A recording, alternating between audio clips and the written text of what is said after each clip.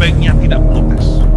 Pengabdian mereka harus dianggap sebagai sebuah penghargaan kepada masyarakat. Guru sejatinya bukan pencari kerja. Guru hakikatnya adalah pengabdi. Hormat Profesor Dr. Suparno Sattira, Guru Besar ITB.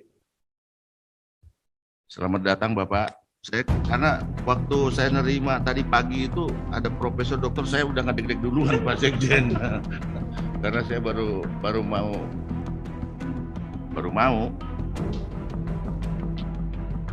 Yang terhormat Profesor Dr.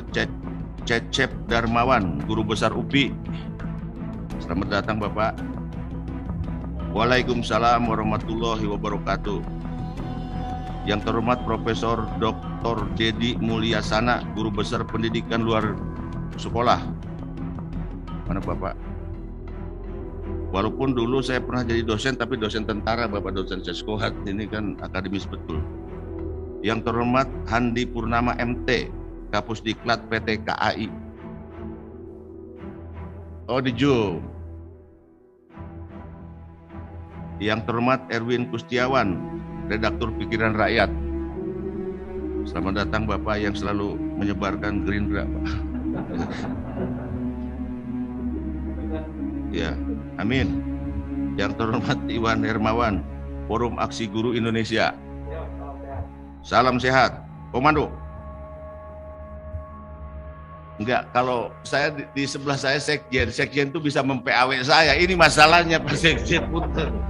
Jadi walaupun saya basicnya tentara komando, juga kalau sebelah Sekjen di PAW, selesai sudah.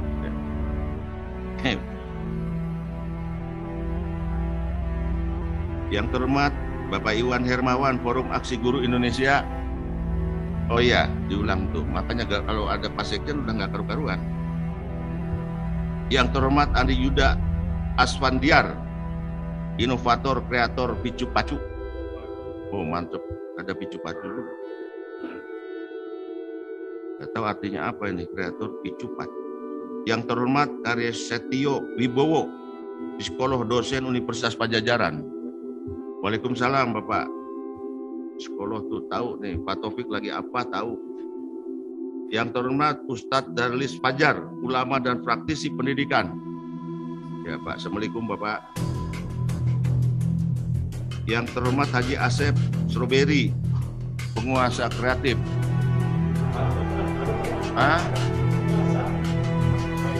Iya, Strawberry, pengusaha kreatif. Oh penguasa, ya nggak apa-apa. Yang namanya di perusahaan penguasanya siapa? Ah ya. Ini yang terhormat saya sendiri Ujo. Taufik Hidayat kan sama namanya dengan saya. Jadi yang terhormat Taufik Hidayat Ujo, pimpinan Saung Angkul Ujo. Karena Pak Sekjen juga langsung dari Jakarta, beliau capek ya kan, biar dihibur sedikit. Jangan serius terus. Bapak Ibu, guru serta seluruh undangan yang kami banggakan maupun yang di Zoom. Puji dan syukur kita panjatkan kehadirat Allah Subhanahu wa Ta'ala yang senantiasa memberikan rahmat dan hidayahnya kepada kita semua. Wakil Ketua MPR Ahmad Muzani menyatakan bahwa masa depan Indonesia ditentukan oleh keberhasilan pembelajaran tatap muka PTM, yang mulai dilangsungkan beberapa hari terakhir ini. Muzani menyampaikan itu dalam sambutannya pada Forum Group Discussion, Bandung, Jawa Barat, Selasa tanggal 21 September tahun 2021. Muzani menjelaskan di awal pemerintahan kedua Presiden Joko Widodo dan Wakil Presiden Ma'ruf Amin bertekad akan meningkatkan sumber daya manusia (SDM). Namun, persoalan COVID-19 menimpa negeri ini dalam 2 tahun terakhir, hingga menyebabkan kegiatan pendidikan mengalami stagnasi. Semua kegiatan yang menyebabkan perkumpulan banyak orang terhenti, termasuk dunia pendidikan karena dilakukan cara daring. Murid tidak ketemu guru, dosen tidak ketemu mahasiswa, santri tidak berjumpa dengan kiainya, ujar Ahmad Muzani dalam siaran persnya. Pembelajaran melalui daring sangat dipengaruhi ketersediaan gadget, jaringan, dan kuota internet. Menurutnya, hal ini yang menyebabkan pendidikan tidak bisa maksimal. Lama-kelamaan hal ini telah menimbulkan kejenuhan bagi peserta didik, guru, termasuk penyelenggara pendidikan, ujarnya. Menurut dia, Kualitas SDM pada akhirnya tidak seperti yang diharapkan karena dihasilkan dari suatu proses pendidikan yang kurang sempurna. Apalagi, proses pendidikan ini tidak menjangkau keseluruhan anak didik dan wilayah Indonesia. Sebab, sarana dan prasarana kegiatan belajar dengan cara online ternyata belum cukup merata. Lebih lanjut, Muzani yang juga Sekjen Partai Gerindra menyambut baik rencana pengangkatan 1 juta guru honorer menjadi PPPK. Menurutnya, kebijakan ini dapat memberikan kepastian para guru honorer dalam menjalankan profesinya yang telah digeluti selama bertahun-tahun, bahkan ada yang sampai puluhan tahun.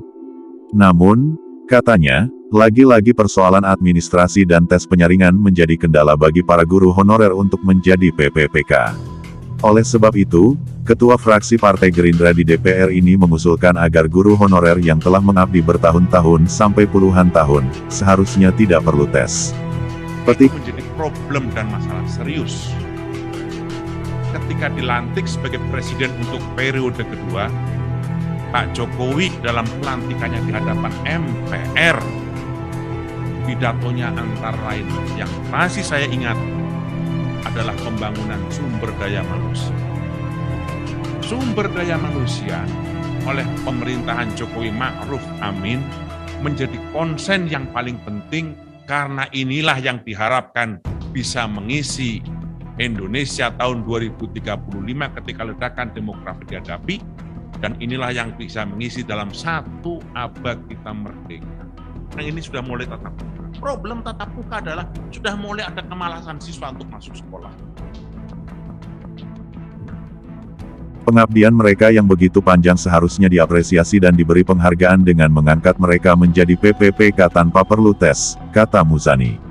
Menurutnya, profesi guru hakikat adalah pengabdian atau panggilan jiwa, mereka bukan pencari kerja. Dia menyatakan meskipun dengan honor seadanya, mereka menjalani profesi itu dengan keikhlasan dan kesungguhan, bahkan hingga di daerah-daerah terpencil. Muzani pun menyatakan kebijakan untuk mengangkat 1 juta guru honorer menjadi PPPK, menjadi momentum memberi penghargaan pada jutaan guru honor yang tanpa lelah terus mengabdi dalam dunia pendidikan. Kita harus berterima kasih atas jasa, waktu dan tenaga mereka, ujar Muzani. Menurut dia, mengangkat mereka sebagai PPPK akan memberi kepastian bagi masa depannya agar pengabdian dalam dunia pendidikan lebih pasti lagi.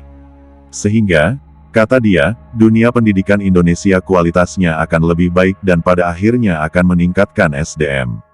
FGD dengan tema, Pola Pendidikan Pasca COVID-19, ini juga dihadiri oleh Ketua DPRD Jawa Barat Brigjen TNI Puren M. Taufik Hidayat, serta para pakar pendidikan dari ITB, UPI dan UNPAD, serta pegiat pendidikan di Jabar. Karena itu saudara-saudara sekalian, kami menyambut baik dan gembira atas perjuangan yang berkali-kali kami tuntut. Apa itu?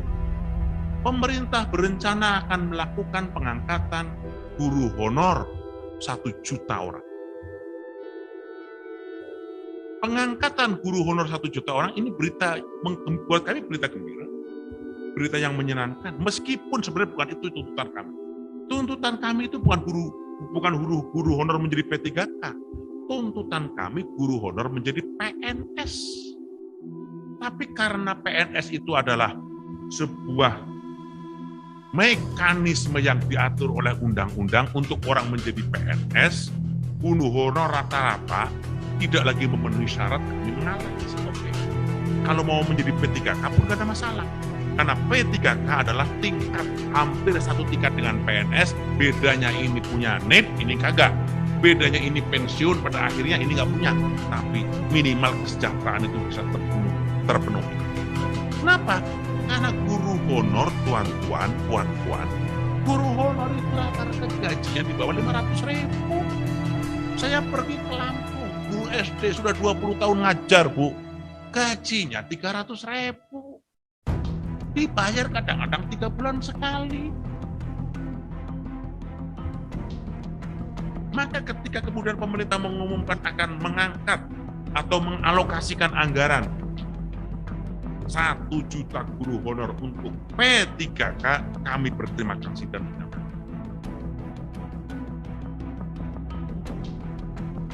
Masalahnya, ternyata proses untuk menjadi P3K ini perjanjian pengangkatan apa sih P3K itu?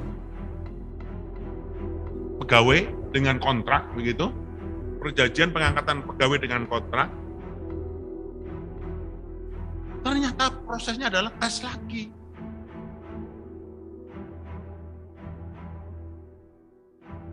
Ini problem. Itu problem pertama. Maka kami minta dengan hormat, pengangkatan guru honor dengan sistem, dengan tingkat P3K, bagi guru honor sebaiknya tidak perlu tes.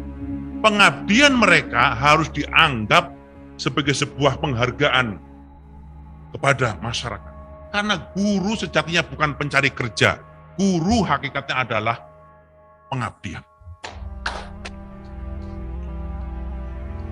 Saya bisa seperti ini karena guru, Jenderal Taufik bisa begini karena guru, Dr. Sodik bisa begini karena guru, tuan-tuan dan puan-puan bisa begini pun karena guru. Di antara banyak profesi di Indonesia, banyak profesi yang sampai pensiun, kita sampai sekarang sudah tua, kalau ketemu guru, manggilnya tetap guru. Itu kebanggaan seorang guru. Dan kebanggaan seorang guru bukan gajinya gede, bukan.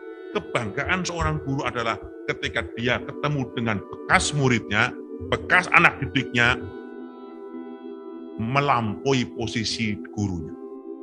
Itu kebanggaan guru yang tidak bisa ditukar dengan apapun.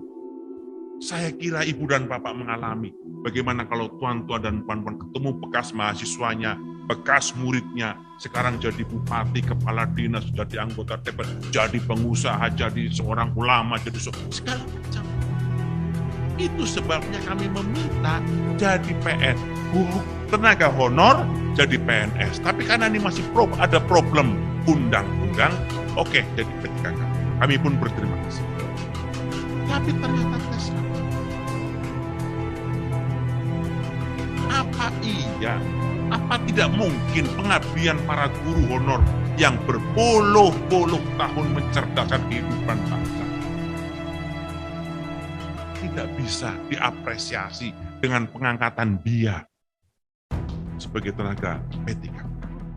Tanpa P3K pun dia pasti akan memberikan pengabdian kepada dunia pendidikan.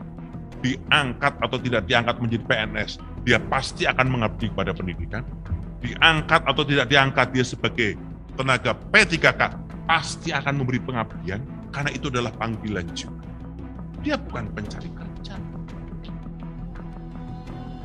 Maka saudara-saudara sekalian, dari 1 juta yang ditargetkan, sekarang yang daftar baru 550.000. 550.000. Karena ada keraguan.